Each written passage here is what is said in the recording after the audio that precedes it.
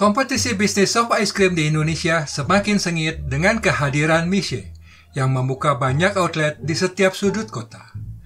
McDonald yang menguasai penjualan soft ice cream terpaksa mesti melayani permainan harga murah ice cone Mishe. Sebelumnya, McD menjual ice cone seharga Rp10.000. Belakangan, mereka menurunkan harga menjadi Rp9.000 sejak Mishe mulai menggoyang pasar. Terakhir, harga ice cone McD Rp8.000 saja. Sama dengan harga ice cone Mishe yang memang sejak awal dibanderol Rp8.000. Apakah ini pertanda McD kelimpungan menghadapi gempuran Mishe? Sampai kapan Mishe dapat bertahan di kancah kompetisi bisnis soft ice cream di Indonesia? Saya akan membahas dua topik utama, review produk Mishe dan prospek bisnis Mishe.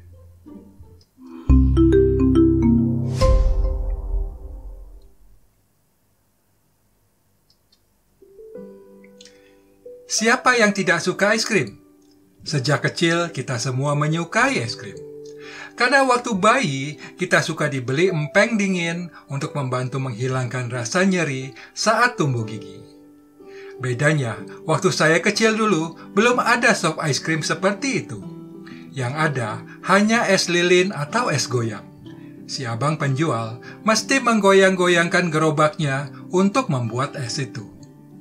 Atau ada lagi yang disebut es nong-nong, karena abang penjual membawa kenong untuk memanggil anak-anak datang membeli.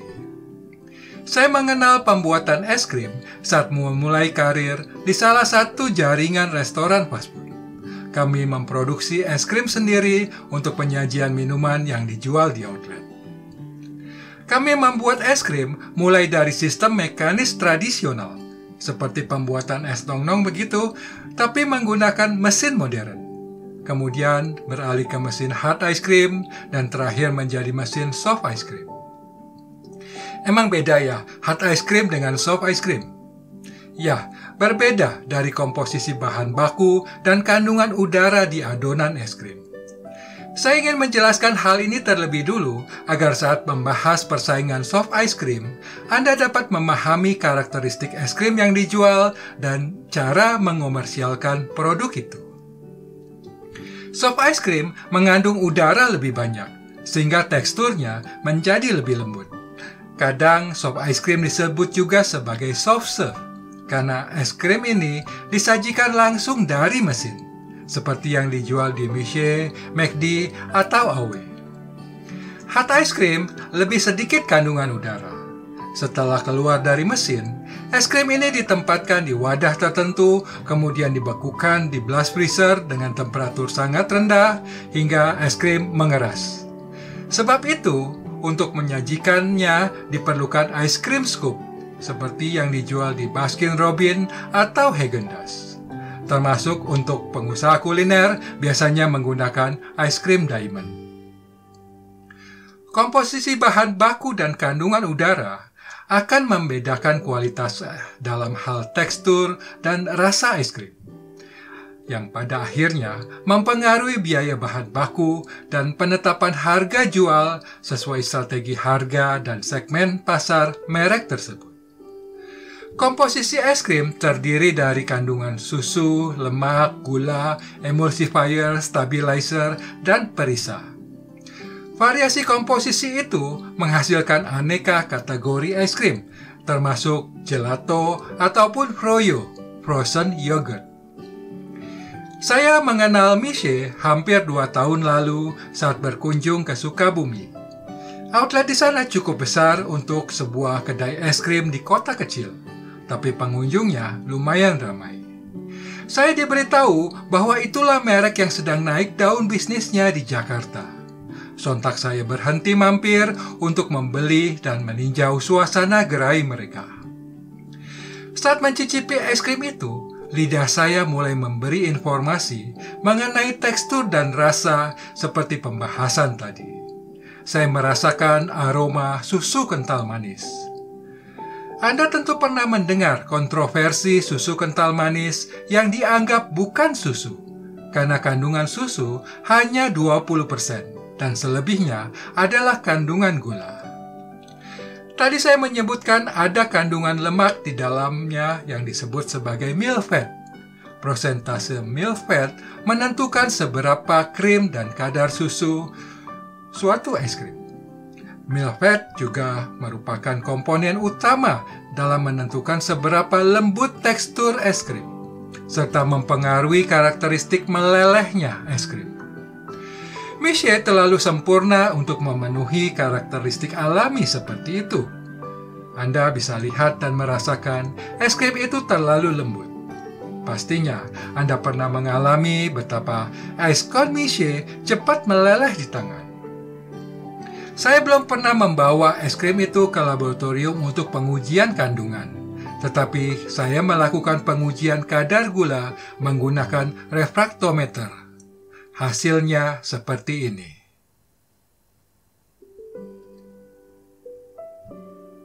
Satu brick setara 1 gram gula dalam 100 gram larutan. Sebagai perbandingan, kadar gula susu segar dan yogurt adalah seperti itu.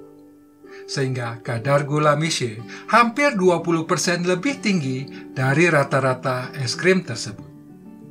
Tidak salah kalau banyak orang mulai menyadari betapa manisnya Miche, terasa lengket hingga di tetes terakhir. Saya seorang pencinta es krim. Saya menikmati es krim lebih dari segalanya. Sesudah menjalani operasi kateter jantung, saya sanggup berhenti merokok dan menjaga ketat kadar lemak serta gula. Tetapi jangan suruh saya berhenti menikmati es krim. Untuk itu, saya mesti pandai memilih es krim dan mengatur konsumsinya. Saya memang penggemar es krim McD, tetapi bukan berarti saya menyerang Miche. Saya hanya bercerita mengenai hobi menikmati es krim. Saya menyukai sundae strawberry AW karena lebih terasa topping strawberry jamnya ketimbang sirup strawberry sundae-nya McD. Kebalikannya, saya menyukai sundae coklatnya McD karena hot chocolate fudge-nya bagus ketimbang sirup coklatnya sundae AW. Es krim AW sesungguhnya bagus. Sayang kualitas mereka tidak konsisten. Saya seringkali mendapatkan es krim kurang lembut bercampur kristal seperti es serut. Itu pertanda kandungan lemak berkurang atau ada komponen mesin soft serve yang perlu penggantian. Kadar milk fat AW sebenarnya cukup tinggi. Saya mencurigai ada usaha kecurangan karyawan mencampur tambahan air untuk keuntungan pribadi. Banyak orang mempermasalahkan sertifikat halal Miche. Maklum, merek itu memang berasal dari negara China, membuat orang meragukan kehalalan bahan baku yang dipergunakan. Tapi terakhir, Miche sudah mengantongi sertifikat halal dari MUI. Sesungguhnya, hal penting yang kita mesti lebih khawatirkan adalah faktor kesehatan dan hygiene. Konsumsi kandungan gula secara berlebihan sangat membahayakan kesehatan. Kadar gula dalam darah yang tinggi akan menjadi biang kerok berbagai penyakit. Anda ingat perbandingan Brix kadar gula yang tadi kita bahas? Untuk es kon McD saja mengandung 23 gram gula. Padahal ambang konsumsi gula per hari adalah 24 gram untuk wanita dewasa dan 36 gram untuk pria dewasa. Konsumsi gula berlebihan untuk anak remaja dan orang dewasa juga kurang baik. Walau intensitas kegiatan harian, metabolisme mereka sanggup membakar kandungan gula, tetapi kadar gula tetap akan menumpuk dalam tubuh. McD, AW, KFC menggunakan bahan baku yang disebut soft mix. Diproduksi di pabrik dalam bentuk cair, dikirim ke outlet dalam kemasan kondisi beku. Karyawan melakukan proses thawing, mencairkan di chiller pendingin, sebelum menuangkan soft mix ke dalam mesin soft serve. Berbeda dengan Miche, menggunakan bahan baku dry mix, diproduksi dalam bentuk bubuk, dikirim ke outlet dalam kemasan kering. Dry mix inilah yang diproduksi di China dan dikirim ke semua negara yang membeli franchise Miche. Mereka mengambil keuntungan dari monopoli bahan baku yang wajib dibeli oleh semua franchisee. Nah, karyawan di masing-masing outlet yang akan mencampur dry mix bubuk itu dengan air bersih, kemudian mengaduknya hingga merata sebelum menuangkan cairan dry mix itu ke dalam mesin saucer. Dalam hal ini, saya meyakini soft mix yang diolah di pabrik lebih higienis. Sentralisasi produksi mempermudah pengawasan kualitas. Standar fasilitas pabrik dan manajemen keamanan pangan menjamin kelayakan konsumsi. Monsieur berkewajiban menjamin hygiene, keamanan pangan, dan kelayakan konsumsi. Berkaitan dengan pencampuran dry mix di masing-masing outlet, terutama dalam aspek penyediaan air bersih di setiap outlet. Karena kita memaklumi bagaimana suplai dan kualitas air dari PDAM setempat. Kelalaian mengelola fasilitas filter air bersih di outlet dapat berakibat fatal. Pencemaran bakteri E. coli dalam kandungan susu akan berkembang biak cepat, merusak adonan es krim yang terkontaminasi, membuat keracunan makanan. Oleh karena itu, karyawan yang menangani produksi es krim wajib memahami konsep keamanan pangan dan menjalankan program hygiene sanitasi perawatan mesin soft serve menggunakan sanitizer. Monsieur wajib memastikan semua franchisee beserta karyawan di setiap outlet mematuhi ketentuan dan persyaratan yang wajib dijalankan, agar kontroversi seperti yang tertulis di Wikipedia ini jangan sampai terjadi di Indonesia.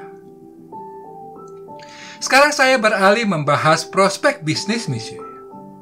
Apakah McD gentar menghadapi gempuran Monsieur? Tentu tidak. McD akan melayani permainan harga murah ice cone Monsieur.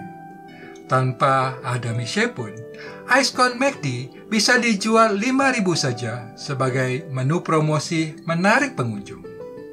Saya pernah membahas ice cone merupakan gacuannya McD sebagai loss leader. Mereka bersedia membanding harga es krim itu sebagai umpan mendatangkan tamu.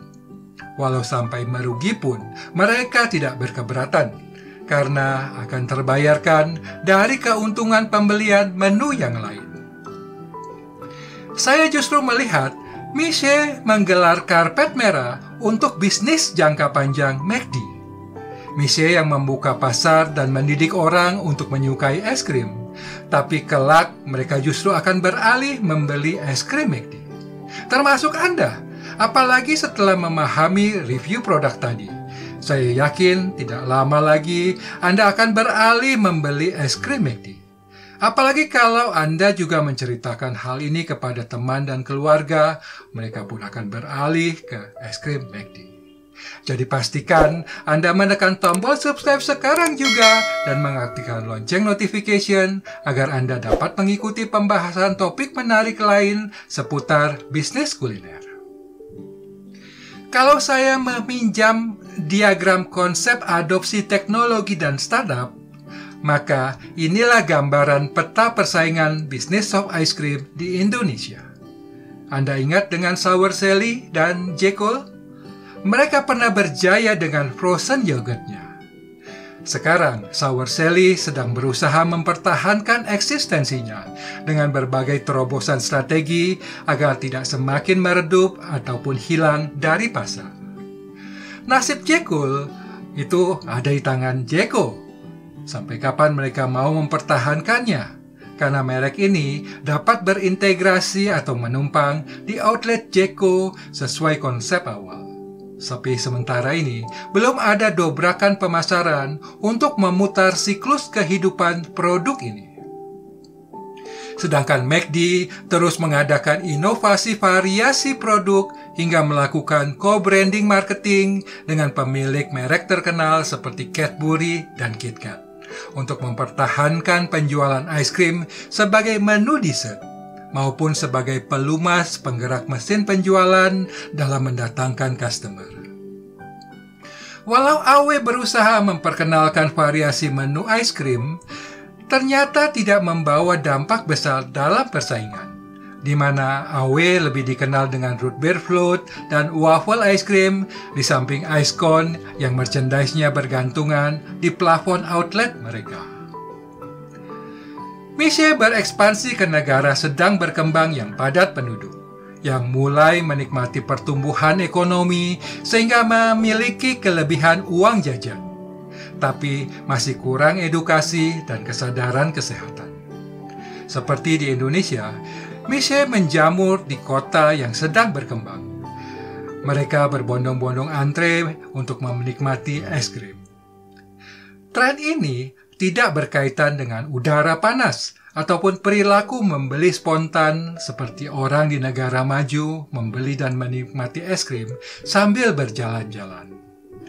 Hal ini yang mengkhawatirkan kelangsungan bisnis Mishe. Anda ingat viral kehebohan orang antre membeli es kepal Milo?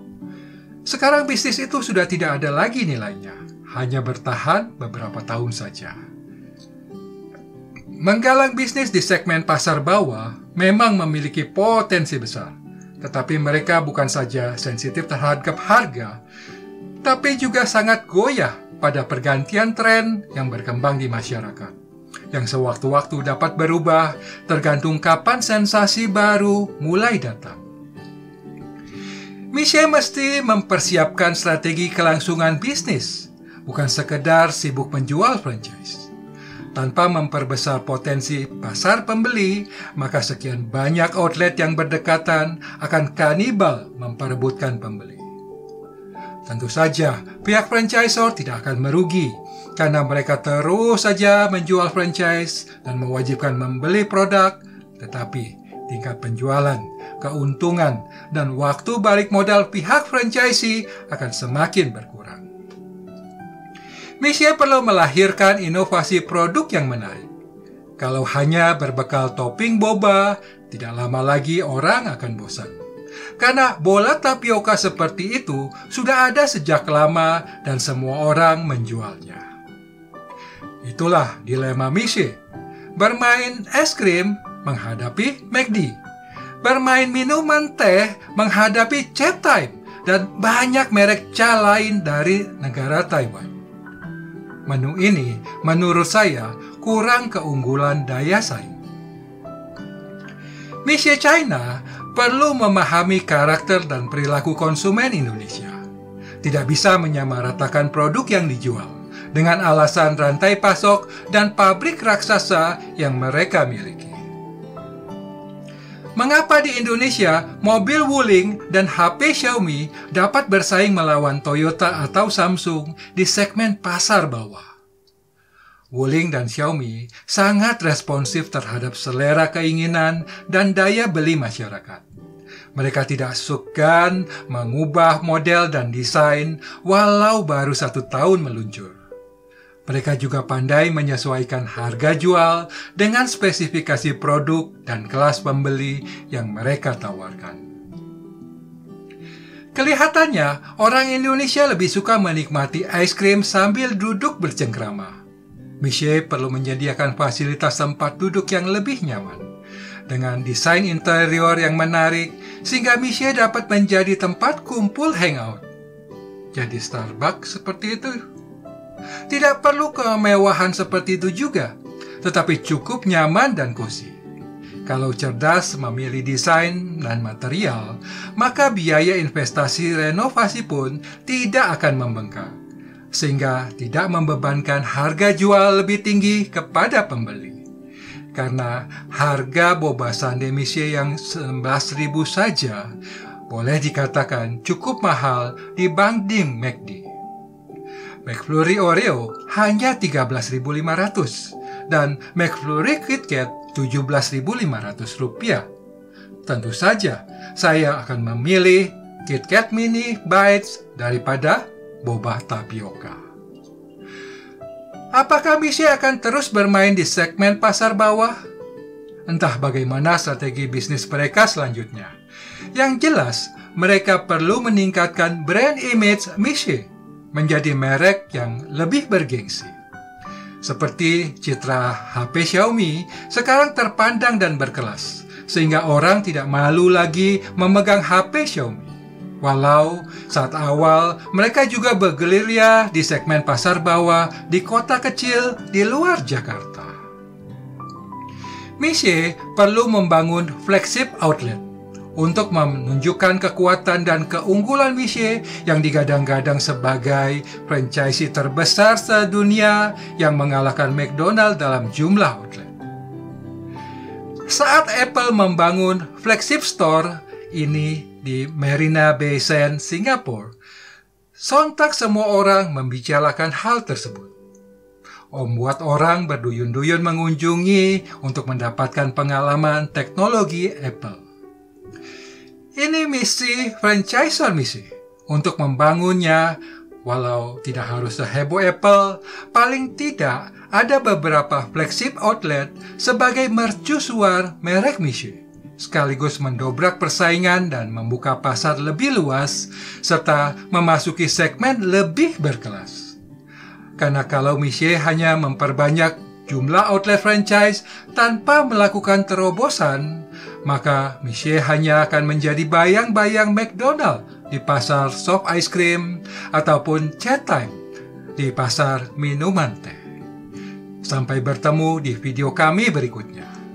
Kami juga memiliki video menarik lain seperti yang ini. Silakan tonton video Helm Work untuk menambah wawasan dan membangkitkan inspirasi Anda dalam mengelola bisnis kuliner dan restoran.